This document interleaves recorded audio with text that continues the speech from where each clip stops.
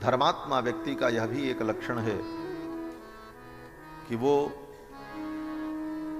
समय का भी महत्व समझता है। आप बड़े धर्मात्मा हो, 1.5 घंटे पूजा करते हो, लेकिन दिन के 9 बजे तक सो, फिर उसके बाद नहा करके 1 बजे तक पूजा करो, बोले ये बहुत उत्तम नहीं है। समय की भी पाबंदी होनी चाहिए। समय से उठना, समय से जगना, समय से समयोचित कार्य करना, यह धर्मात्मा का लक्षण है और उसी को सिद्धि की प्राप्ति भी होती है। गीता में भगवान कहते हैं कि युक्ताहार विहारस्य युक्त कर्मस्य चेष्टसु युक्त स्वप्नावबोधस्य योगो भवति दुःखः। योग उसी का सफल होगा जो युक्त समय पर सोएगा, युक्त समय पर जागेगा, युक्त आहार करेगा, युक्त विहार करेगा। और राम जी बोले लौकिके समयाचारे कृतकल्पो विशारदः। लौकिक व्यवहार में और समयाचार में विशारद हैं राम।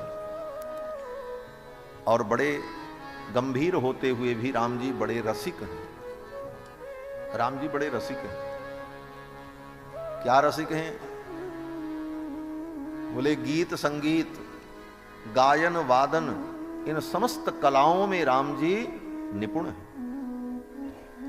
ब्रज के भक्त कहते हैं हमारे ठाकुर कन्हैया तो बढ़िया बंसी बजाते हैं, सुंदर गीत भी गाते हैं, निशम्य गीतम तदनंग वर्धनम, सब बातें हैं। और केवल गाते बजाते नहीं हैं, नाचते भी हैं। बाहु प्रसार परिरंभ कराल कोरु नीवी स्तना लभन नर्म नखाग्रपातैहि, सब भागवत में वर्णन है। तो राम जी बोले, राम जी मर्यादाओं का पालन करते हुए नृत्य तो नहीं करते, कहीं ऐसा प्रसंग नहीं आता राम जी नृत्य करें, लेकिन संगीत और गायन इसमें राम जी विशारद हैं महाराज। महर्षि वाल्मीकि कहते हैं वैहारिकाणाम शिल्पानाम, जो वैहारिक शिल्प है, वैहारिक शिल्प का मतलब बिहार के लिए, लीला के लिए जो कला होनी चाहिए, गायन वादन विज्ञातार्थ विभागविद, उन समस्त विद्याओं को जानने वाले हैं। वीणा मृदंग पखावज समस्त वाद्यों को बजाने की कला से युक्त हैं रघुनाथ जी। और राम जी के इन गुणों को देखकर दशरथ जी महाराज बड़े प्रसन्न होते और श्री दशरथ जी महाराज ने विचार किया कि क्यों न मैं अपने पुत्र राम को अब युवराज पद पर अभिषिक्त कर दूं। राम जी की आयु 24 वर्ष हो चुकी थी। 25वां जन्मदिन राम जी का था और उस दिन की यह घटना है। राम जी का 25वां जन्मदिन था और दशरथ जी महाराज ने देखा, सारे गुणों को देखकर विचार करने लगे क्यों न मैं राम को युवराज पद पर अभिषिक्त कर दूं, ये भी काम पूरा हो जाए, करना ही है। अब राम युवा हो गए और राम को युवराज पद पर मैं अभिषिक्त करूं। और इसके लिए दशरथ जी महाराज ने अनेक राजाओं को बुलाकर, जो उनके अधीन थे, और मंत्रीगण सबको बुलाकर के दरबार में इस विषय पर चर्चा की। और ये भाव दशरथ जी में क्यों आया, गोस्वामी तुलसीदास जी महाराज वर्णन करते हैं कि एक दिन सभा में दशरथ जी महाराज बैठे थे, मुकुट थोड़ा टेढ़ा हो गया तो मुकुट को सीधा करने लगे। सेवक दर्पण लेकर के आए और उस दर्पण को देखकर दशरथ जी जब अपने मुकुट को सीधा करने लगे तो क्या देखा, कानों के पास के जो बाल थे वो सफेद हो गए, पक गए। कानों के समीप पके हुए बाल को देखकर दशरथ जी महाराज ने सोचा, अरे अब मैं वृद्ध हो गया और ये कानों के पास के पके हुए बाल मेरे कानों में कुछ कहना चाहते हैं। क्या कहना चाहते हैं? बोले ये बाल ये कहना चाहते हैं, राजन मैंने अपना रंग बदल दिया, अब तुम भी अपना रंग बदल दो। राय सुभाय मुकुर कर लीना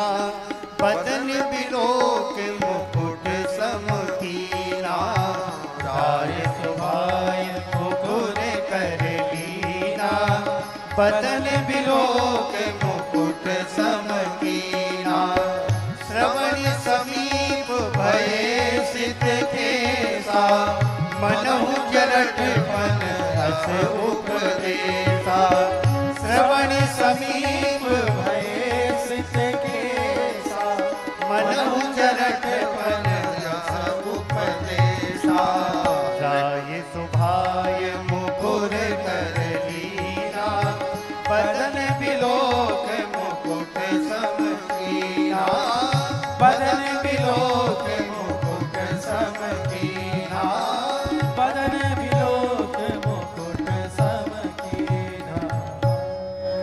अपने मुकुट को सीधा किया और विचार करने लगे, ये बाल जो पक गए हैं,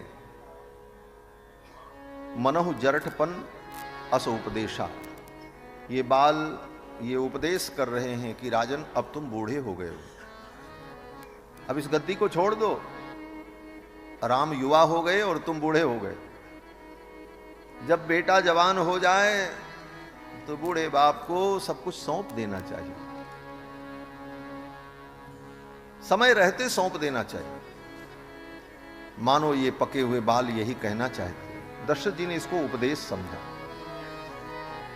व्यक्ति अगर उपदेश ग्रहण करना चाहे तो वैराग्य का उपदेश व्यक्ति को हर क्षण मिलता है।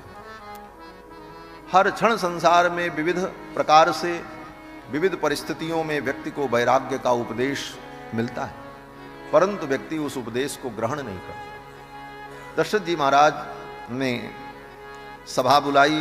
ततः परिषदम सर्वाम आमंत्र वसुधाधिपः, अपनी परिषद को बुलाया, राजसभा बैठी और राजसभा में दशरथ जी महाराज ने इस बात को रखा अपने मंत्रियों के बीच में और कहा कि पांडुरस्यात पत्रस्य छायायाम जरितम मया, इस सफेद रंग के छत्र के नीचे बैठकर राज्य करते करते मैं बूढ़ा हो गया, मेरे बाल पक गए।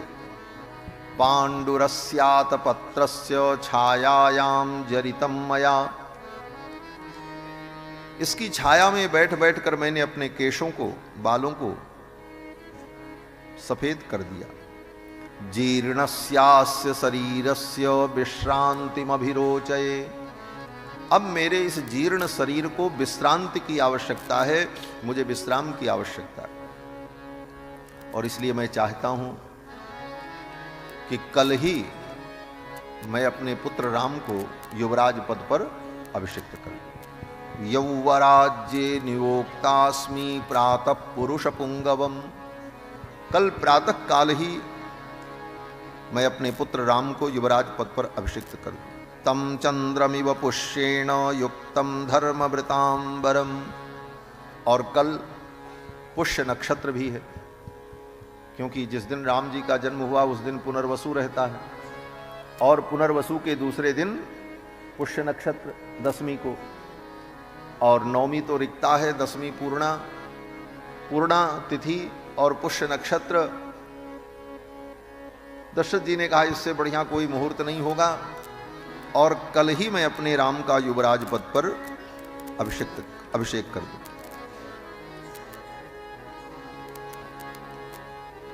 जब सभा में दशरथ जी महाराज ने इस बात को कहा तो सभी सभासदों ने एक स्वर से दशरथ जी का अनुमोदन किया। दशरथ जी ने पूछा, आप लोग बताओ आपका क्या मत है, इस विषय में आपको क्या कहना है? सभी लोगों ने यही कहा, महाराज आपने तो हमारे मन की बात कह दी, जो बात हम कई दिनों से कहना चाहते थे लेकिन साहस नहीं हो रहा था कहने का, वो बात आपने कह दी। क्या कह दी? लोगों ने कहा कि इक्षामो हि महाबाहुम रघुवीरम महाबलम गजेन महता यान्तम रामम छत्रावृताननम। हम सब की यही इच्छा है कि महाबाहु श्री रघुवीर जो महाबलशाली हैं, इनका युवराज पद पर अभिषेक हो, और गजेन महता यान्तम, और जो इनका गजराज है शत्रुंजय, उस हाथी के पीठ पर सोने का हौदा कसा जाए और रघुनाथ जी उस पर विराजमान हो, सिर पर छत्र लगा हो और पूरे अयोध्या में बाजा गाजा के साथ उनकी शोभा यात्रा निकाली जाए और हम लोग दर्शन करें। यही हमारी इच्छा है। इच्छामो हि महाबाहुम रघुवीरम महाबलम गजेर महतायांतम रामम छत्रावृताननम। प्रजा के इन वचनों को सुनकर और उन जो राजा लोग आए थे, मंत्री लोग थे, उन सब के वचनों को सुनकर महाराज दशरथ बड़े प्रसन्न हुए और महाराज दशरथ ने सोचा जरा इनका मन टटोल लें, ये हमारी हाँ में हाँ तो नहीं मिला रहे हैं, हो सकता है इनके मन में कोई दूसरा भाव हो। तो अपनी प्रजा के मन को जानने के लिए, अपनी सभा में बैठे हुए लोगों के मन को जानने के लिए दशरथ जी ने कहा कि एक बात बताओ आप लोग, कथम नु मयि धर्मेण पृथ्वी मनुशासति। धर्म पूर्वक मैं पृथ्वी पर शासन कर रहा हूं और मेरे रहते हुए भवंतो द्रष्टुमिच्छन्ति युवराजम महाबलम, मेरे रहते हुए आप मेरे पुत्र राम को राजा के रूप में क्यों देखना चाहते। दशरथ जी ने ये प्रश्न किया अपने सभासदों से और वहां बैठे हुए मंत्रियों से, राजाओं से, प्रजा के लोगों से कि भाई हमारे राज्य में कोई अधर्म हुआ, हमारे राज्य में आपको कोई कष्ट हुआ, हमने कोई दुख दिया आपको, क्या कारण है कि मेरे रहते हुए आप मेरे पुत्र को राजा के रूप में देखना चाहते। कथम नु मयि धर्मेण पृथ्वी मनुशासति भवंतो द्रष्टुमिच्छन्ति युवराजम महाबलम। दशरथ जी महाराज की इन वचनों को सुनकर अयोध्या के लोगों ने कहा, अब देखो फिर वही बात आई। महर्षि वाल्मीकि बार बार भगवान के गुणों का ही वर्णन किसी न किसी माध्यम से करते हैं, क्योंकि भगवान के गुणों का वर्णन ही अभीष्ट है। अब प्रजा के लोगों से भगवान के गुण का वर्णन करा रहे हैं। प्रजा के लोगों ने कहा कि बहवो नृप कल्याण गुणा संति सुतस्यते। हे राजन, आपके पुत्र श्री राम में अनंत कल्याण गुण हैं। कल्याण गुण माने जिन गुणों से जीवों का कल्याण होगा, प्राणियों का कल्याण होगा, ऐसे कल्याण में बहुत गुण आपके पुत्र राम में हैं। बहवो नृप कल्याण गुणा संति सुतस्यते। इन्हीं पंक्तियों को लेकर भगवान के जो गुण हैं वो कल्याण गुण कहलाते हैं। भगवान को गुणों की जरूरत नहीं है, भगवान के अंदर जो दिव्य गुण हैं उन गुणों से हमारा कल्याण होता है, इसलिए वो गुण कल्याण गुण है। और कल्याण का अंतर अर्थ शुभ और मंगलमय, तो भगवान के जो शुभ और मंगलमय गुण हैं कल्याण गुण, और ये गुण ऐसा नहीं है कि समय पर भगवान में होते हैं और समय पर नहीं होते हैं, ऐसा नहीं, नित्य हैं, सदा रहते हैं। तैर युक्त श्रूयताम नरः, नारद जी ने यही कहा। तैर युक्त, उन गुणों से भगवान सदा युक्त रहते हैं। तैर युक्त की व्याख्या टीकाकारों ने यही की कि भगवान के ये गुण आगंतुक नहीं है अपितु नित्य हैं। भगवान नित्य कल्याण गुण गण निलय हैं। और इन्हीं पंक्तियों का भाव लेकर भगवत पाद श्री रामानुजाचार्य जी ने शरणागति गद्य में भगवान का जब वर्णन करते हैं तो कहते हैं, अखिल हेय प्रत्यनीक कल्याणैकतान श्वेतर समस्त वस्तु विलक्षण। कल्याणैकतान का मतलब यही है कि भगवान के जो दिव्य गुण हैं उन कल्याण गुणों के भगवान एकतान हैं, आश्रय हैं। प्रजा के लोगों ने कहा, हे भगवान, इन दिव्य गुणों के कारण आपके पुत्र जो राम हैं ये सबसे अलग हैं।